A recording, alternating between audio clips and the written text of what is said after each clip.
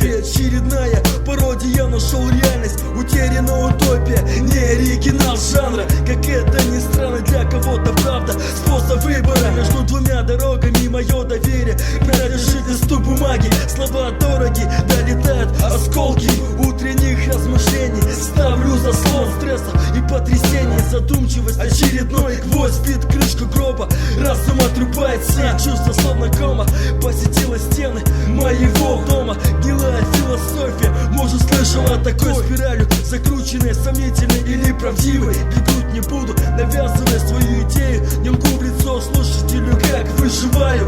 Только что думаю, обязательно услышишь. Заложишь голову, сложишь на гильотине морали.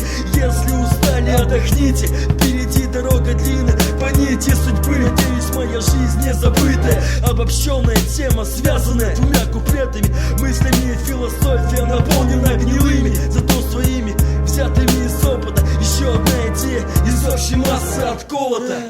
Воздуха не хватает. Спасибо. Больше потешили. Чуть-чуть погромче. Давай сначала. Ну не...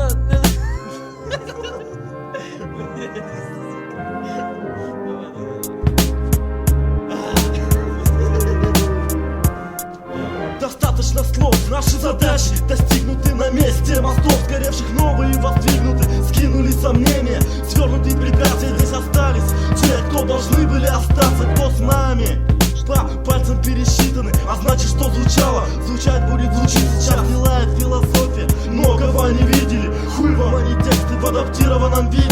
Нет попсы, нет живых слов приторно-сладких, красивых, разноцветных, там всегда все в порядке. 4 строки растянут минуты на 3, отрицаю, блядь. Не хочу даже рассматривать теории, что выдаются мозгом, все проверено, а многие чужое за свое. Где теперь они? Измерено расстояние, что будет разделять нас. Оно незначительно, чтобы огонь не погас. Доминирующий фактор союза по интересам, дружбы, которая золото на вес.